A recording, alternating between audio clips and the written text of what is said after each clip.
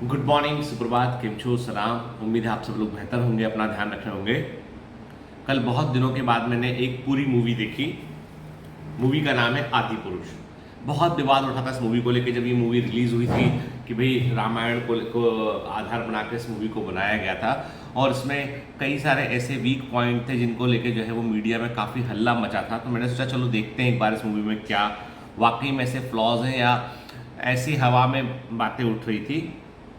मैंने गौर किया कि जो मूवी का डायरेक्टर था वो जो रामायण का जो महत्व है, जो इम्पोर्टेंस है, उसको वो समझ नहीं पा रहा था। उसको समझ नहीं आ रहा था उसको कि इतनी बड़ी रामायण को मैं 3 घंटे की मूवी में कैसे डाल दूँ। तो उसने क्या किया, उसने बिल्कुल सिलेक्टेड इंसिडेंसेस को लिया उसने। और सबसे बड़ी जो मेरी जो व्यक्तिगत आपत्ति रही, वो आपत्ति जो है अभी भी, वो इस बात पर है कि भाषा, the language which they use in the movie is not appropriate. कि किसी भी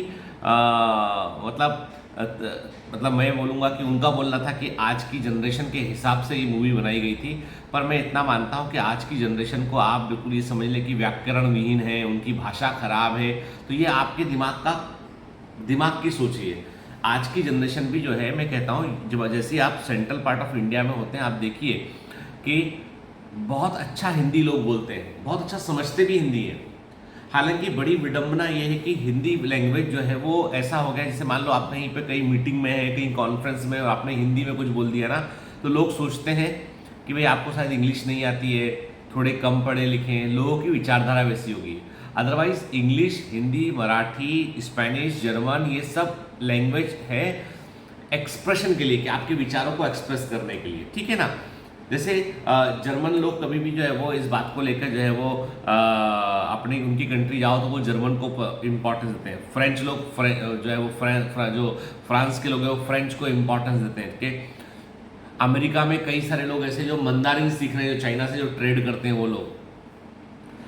हमारे यहाँ पे जो है वो हिंदी को लेकर थोड़ा सा जो है वो एक दोहरा मानदंड हो चुका है कि हिंदी लैंग्वेज जो है उसको उसके, जैसे मेरी बायोमेंटर्स ऑनलाइन फिल्म्स की जो मूवीज़ बना करती थी, वो मूवीज़ जो है अभी तो पूरी अभी जो मूवीज़ बन रही हैं बायोमेंटर्स ऑनलाइन फिल्म्स में, जो मूवीज़ बन रही हैं उसमें स्क्रिप्ट से लेके सारा काम जो है वो कंटेंट की टीम कर रही है। मैंने बोला भैया मेरे पास वक्त नहीं है इतना, तो मैं उसमें भी कोई भी कंट्रीब्यूशन नहीं दे पा रहा हूँ। पूरा काम सिर्फ एक फाइनल रिव्यू में करता हूँ, बाकी पूरा काम कंटेंट की टीम कर रही है। हमारे यहाँ पे जो कंटेंट हेड है सिद्धेश जी, वो पूरा काम देखते हैं इसका। तो बड़ा अच्छा काम कर रही होगी। लेकिन ये है कि अब जो भाषा यूज़ कर रहे हैं वो ऐसी लैंग्वेज यूज़ कर रहे हैं जिसमें हिंदी इंग्लिश मिक्स टाइप की लैंग्वेज है। लेकिन जब स्क्रिप्ट में लिखा करता था तो मैं स्क्रिप्ट को जो है वो एक बेहतर हिंदी में लिखता था, क्योंकि मुझे लगता था कि कोई भी एजुकेशनल कंटेंट जा रहा है तो उसकी भाषा प्रॉपर होना चाहिए, उसकी लैंग्वेज प्रॉपर होना चाहिए। शायद वो मेरी गलती रही होगी कि वो उतनी प्रॉपर लैंग्वेज लोग समझ नहीं पाते हैं। हिंदी मतलब जैसे अमिताभ बच्चन जो हिंदी बोलते हैं, कभी गौर करना, अमिताभ बच्चन जो हिंदी बोलते हैं वो कितना अच्छा हिंदी बोलते हैं अमिताभ बच्चन, ठीक है। तो आप केबीसी में देख लीजिए, कहीं देख लीजिए, तो अमिताभ बच्चन का जो हिंदी है, जिस स्तर का जो हिंदी है, तो मतलब कोई भाषा का सम्मान भी जरूरी चाहिए। क्या होता है, यदि आप हिंदी में बहुत सारा इंग्लिश मिला मिला के बोल रहे हो और आपको लगता है ये कूल है, तो ऐसा नहीं है। एक्चुअली आप कूल है। हर भाषा का अपना एक सम्मान होता है, एक अपना गरिमा होती है। जैसे इंग्लिश है, तो इंग्लिश में आप हिंदी वर्ड जोड़ जोड़ के नहीं बोल सकते आप, है ना, ठीक है। कि आई हैव भूख,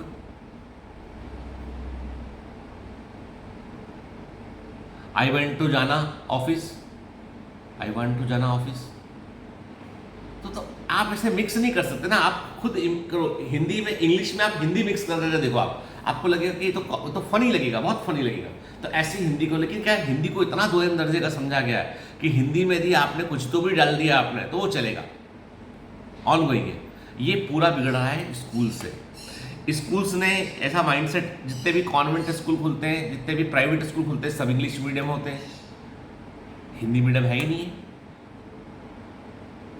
तो एक बड़ा जो है सामंजस्य बिगड़ रहा है। आप बोलोगे सर आप लोग भी तो नोट्स इंग्लिश में ही देते हो नोट्स, आप हिंदी में नोट्स नहीं देते। आप क्वेश्चन हमारे इंग्लिश हिंदी दोनों में होते हैं, पढ़ाते क्लास में हम इंग्लिश हिंदी दोनों में है, लेकिन नोट्स हमारे इंग्लिश में होते हैं। क्योंकि कारण ये है कि मजे की बात बताऊँ, कारण ये है कि हमको एक ऐसा इफेक्टिव बंदा नहीं मिलता है जो नोट्स का हिंदी ट्रांसलेशन कर ले। सच कह रहा हूँ मैं आपसे, ठीक है। मतलब इतने लोगों का, वो कहते हैं हमें आती है हम कर लेंगे, लेकिन वो जब जब ट्रांसलेट करते हैं ना, तो जैसे एनसीईआरटी वाली हिंदी लिखते हैं ना, कुछ तो भी हिंदी, मतलब एनसीईआरटी में भी हिंदी ऐसी चेपोलॉजी वाली हिंदी बहुत जगह पे, बहुत अच्छी हिंदी नहीं है। तो वो सब मिसिंग है कहीं ना कहीं। और ये पूरा मतलब मुझे लगता है कि पूरा गैप होता चला जा रहा है, लंबा गैप। खैर, एक बड़ा जो है वो बड़ा मुद्दा है, इस पर मेरे मन में बात आई तो मैंने कहा आप किससे शेयर करूं, कोई और तो सुनेगा नहीं, है ना, तो आपसे शेयर कर ली मैंने कि कम से कम विचारशील युवा जो जो जो है, तो कभी बेटा अपने हिंदी लैंग्वेज को लेके कभी दिल में जो है ना वो मत रखा करो कि हमको अच्छी हिंदी आती है, ये बहुत बड़ा अचीवमेंट है। हमारे प्राइम मिनिस्टर, हमारे जितने भी लोग हैं, वो जो हिंदी बोलना जानता है वो सेंट्रल पार्ट ऑफ इंडिया में वो इम्पॉर्टेंट व्यक्ति है। हाँ, सदर्न पार्ट ऑफ इंडिया की बात करें तो वहाँ पे चूंकि मलयालम, तमिल, वो सब भाषाएं चलती, तो वहाँ पे इंग्लिश का इंपॉर्टेंस है। वहाँ पे आप हिंदी बात करें, लेकिन इंटरेस्टिंग बात है वहाँ भी लोग हिंदी समझते हैं अच्छे से। मैं तो खुद बेंगलोर में रहा हूँ तो मैं जानता हूँ कि हिंदी वहाँ लोग समझते हैं अच्छे से। खैर, आज काम की बात करते हैं हम। क्या होता है बेटा, एक बहुत इंपॉर्टेंट रूल है सक्सेस का, सफलता का एक बहुत इंपॉर्टेंट रूल है कि आप जल्दबाजी ना करें आप, ठीक है ना। जल्दबाजी जब आप करते हैं ना, तो आप क्या करते हैं, आप जो है वो सफलता को कच्चा छोड़ देते हैं। जैसे मान लो कि आपने घर में बोला किसी से कि भैया हमारे लिए हलवा बना दो, ठीक है। हलवा तो अपने घरों में बनता है, मतलब अभी तो नहीं खाते हम लोग, लेकिन पहले अभी तो क्या है, बगैर हलवा खाए ही गोल मटोल हो रहे हैं। पहले बच्चे छोटे थे तो खूब खाने का मजा आता था, मतलब एक गुलाब जामुन के लिए कोई हमको 2-5 किलोमीटर चला दे तो चल जाया करते थे, ठीक है। बड़ा इंटरेस्टिंग किस्सा याद आया है गुलाब जामुन से। वो ये गुस्सा याद है कि हम लोग जब जब एक जगह है धार डिस्ट्रिक्ट में, बदनावर जगह है, बहुत छोटी सी जगह है, तहसील है। वहाँ हम लोग रहा करते थे। हमारे बाजू में एक तहसीलदार साहब थे, पगारे साहब जो थे वो मेरे फादर जज थे, वो तहसीलदार थे। आजू बाजू क्वार्टर थे। उनका एक बेटा राजकुमार पगारे, है ना, तो वो हमारा दोस्त था। उसने एक दिन हमसे बोला कि जो है चलना यार गुलाब जामुन खा के आते हैं। तो मैंने कहा चल भाई, इस नेकी और पूछ कहाँ चलना है। उसने कहा बस स्टैंड के पास गुलाब जामुन मिलती है, चलो चलते हैं ना। तो मैं और मेरा भाई और वो राजकुमार पगारे, हम सब के सब जो है वो, हमारे घर से बस स्टैंड की दूरी होगी कम से कम 3 किलोमीटर। 3 किलोमीटर पैदल चलते हुए पहुँचे वहाँ पे। वहाँ जाके उसने जो है इसको बोला कि भैया एक गुलाब जामुन ला दो। अब हम लोग 3, उसने एक गुलाब जामुन ला दी और उसने गुलाब जामुन खा ली। अपन साथ में ऐसे गए। मैंने कहा भाई हम लोग का क्या। बोला मैंने कब कहा था मैं तुमको खिलाऊंगा, मैंने कहा था गुलाब जामुन खाना है, चल भाई, है ना। तो मैंने कहा यार सेंटेंस पे बहुत ध्यान देने की आवश्यकता है, मतलब। तो हम लोग जो है फिर अपना समूह लेके वापस आ गए, 3 किलोमीटर फिर वापस चल के आए। और पूरे मन में कोसते रहे कि कैसा कंजूस आदमी है ना। तो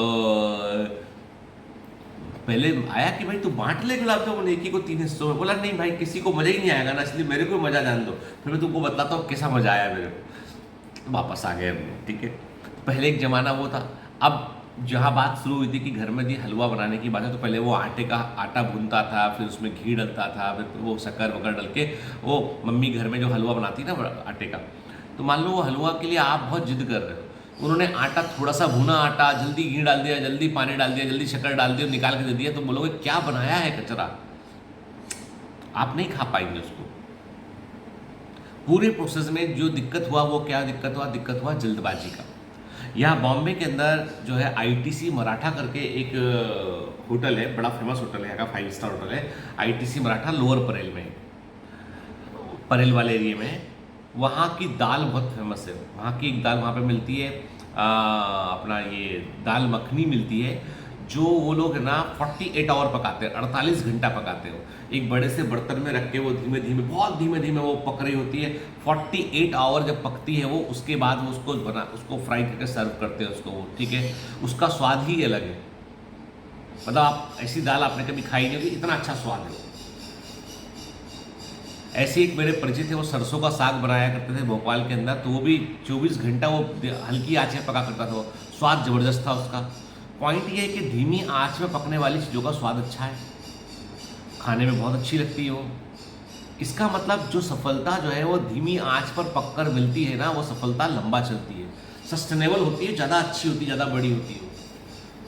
इसलिए कभी है ना जल्दबाजी करके हम दूसरों से कंपेयर करते हैं, दूसरों से तुलना करते हैं, फिर जल्दबाजी करते हैं, तो जल्दबाजी करने में आपको बहुत पॉजिटिव रिजल्ट नहीं मिलेंगे। मतलब आपको लगेगा मिल गया, हो गया, हासिल हो गया, तो लेकिन जो हम लोग देखते हैं, जो हम लोग महसूस करते हैं कि जैसे हमारा बायो अपना मैं हमारा बोलता हूँ तो मतलब मैं आपको शामिल करता हूँ, तो अपना जो बायोमेंटर्स है वो धीमे धीमे ग्रो कर रहा है। वो धीमी आंच पर पकने वाले पकवान के समान है जिसकी चमक हमेशा रहेगी। इंस्टेंट कुक चाहते तो हम भी कर लेते, पर हमने इंस्टेंट कुक नहीं किया क्योंकि हमको लगता है कि ये मैं नहीं हूं, ये आप हो। Biomentor is not me, it is you. ये आपके लिए काम कर रहा, पूरा सिस्टम आपके लिए काम कर रहा, आपके अनुसार काम कर रहा है। ये बात जरूर है कि हम लोग जो है वो हमारी एक कॉस्ट है, जिस कॉस्ट पे हम पूरे सब लोगों का के घरों का चूल्हा जलाने की कोशिश करते हैं, हर चीज़ को हम बेहतर गुणवत्ता पे प्रोवाइड करने की कोशिश करते हैं।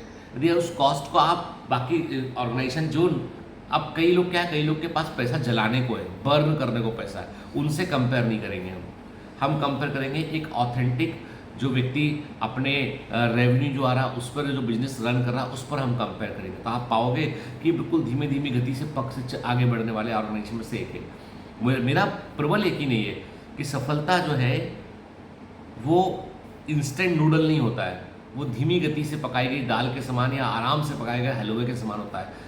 भूख लगती रहेगी, खुशबू आती रहेगी और उसका स्वाद जबरदस्त होगा। तो 1 साल लग गया, 2 साल लग गया, चिंता मत करो, कोशिश करते रहो, लेकिन अपने आप को इम्प्रूव करो। जहां थे वहां थमो मत, थमोगे तो रुकोगे, थमना नहीं है। और यदि मान लो कोई गलती हमसे एक बार हो रही है तो उसको ठीक करो, पहचानो। अहंकार जो होता है ना वो आपकी गलती को सुधारने से रोकता है। मैंने आदि पुरुष में जो देखा ना कि रावण की सिर्फ एकमात्र कमी ये थी कि उसको अहंकार था बहुत ज़्यादा। यदि रावण के पास अहंकार ना होता तो उसके पास में ऐसी कोई चीज़ नहीं थी जो किसी सूरत में कहो। शिव का परम भक्त, भगवान शिव का परम भक्त, भगवान ब्रह्मा जिनको प्रसन्न करना मुश्किल होता उनको प्रसन्न कर लिया उसने, है ना। इतना बड़ा राज्य, सब कुछ उसके पास, धन संपदा सब कुछ उसके पास, टेक्नोलॉजी उसके पास, लेकिन तब भी वनवासी राम से मारा गया, श्री राम से मारा गया वनवासी, क्योंकि अहंकार था उसको। श्री राम के पास अहंकार है। पूरी कहानी में आप देखोगे तो सबरी के झूठे बेर को खाना, है ना, वानर सेना से बराबरी का व्यवहार करना, हर चीज में श्री राम का सिर्फ एक ही चीज था कि वो अहंकारी नहीं थे। वो कितनी भी सफलता में चाहते तो लंका जीतकर लंका के राजा बन जाते, पर लंका के राजा नहीं बने, विभीषण को देख के आगे। वो त्याग करना और अहंकार ना करना, ये श्री राम की विशेषता है। रावण के साथ में एक ही नेगेटिविटी थी, उसका अहंकार। तो इसलिए, और अहंकार कई बार ऐसा होता है, हमको लगता है हमको तो इतना आता है, हम इतना जाने, हम तो इतने बड़े कोचिंग पढ़े, हम तो वाटरमेलन में पढ़ कर आए। तो वाटरमेलन में पढ़ने का मतलब है कि हमारे पास कोई डिग्री हो गई कि हम बहुत ज्ञानी बन गए। दादा वाटरमेलन में पढ़ के कुछ हुआ नहीं था अपना, ठीक है, और आसमान पाताल से भी कुछ नहीं हुआ, ठीक है, समझ गए ना। बाकी के नाम लूंगा नहीं तो हेटर्स आ जाते बहुत सारे, ठीक है। तो पॉइंट ये है कि तो ओपन करो, दिमाग का दरवाजा ओपन करो, सीखने के लिए ओपन करो, चीज़ें बदलेंगी, जरूर बदलेंगी, है ना बेटा। तो सफलता थोड़ा लॉन्ग टर्म प्रोसेस होता है, इसलिए कोशिश करते रहिए, हार मत मानिए। आप यदि वो जो दाल पकती है ना, बड़ी फेमस है बॉम्बे के अंदर, यदि उस दाल को पकना बंद कर देगा बेचारे, यार अब तो 10 घंटा हो गया, तो वो दाल कभी पक नहीं पाएगी। स्वाद तभी आता है जब उसको धीमी गति से पकाया गया होता है, ठीक है। बहुत सारे बच्चे मुझे रोज़ मैसेज कर रहे हैं, सर हम सिलेक्ट हो गए इस कॉलेज में, उस कॉलेज में, और बायोमेंटर के सिलेक्टेड बच्चों की संख्या काफ़ी बढ़ चुकी है अभी। और मैं सभी को बधाई देता हूँ और सबको बोलूँगा बेटा मेरे पर्सनल मोबाइल नंबर पे या मेरी सपोर्ट टीम को अपना अलॉटमेंट लेटर और अपना फ़ोन नंबर जो है वो मेल कर दीजिए, या मेरा नंबर आपके पास है तो मुझे व्हाट्सअप कर दीजिए, ताकि हम लोग आपको अपने ऑफिशियल ग्रुप में ऐड कर सकें और हम लोग जल्दी से जल्दी जो है वो फेलिसिटेशन सेरेमनी आपके लिए अरेंज कर सकें, है ना। हम चाहते हैं कि हम लोग वो जल्दबाजी में प्रमोशनल बिजनेस एक्टिविटी नहीं करते, हम लोग जो है वो सिलेक्शन होने के बाद बच्चों को कॉलेज से ही बुलाते हैं। चलिए, have a great day, all the best, bye bye.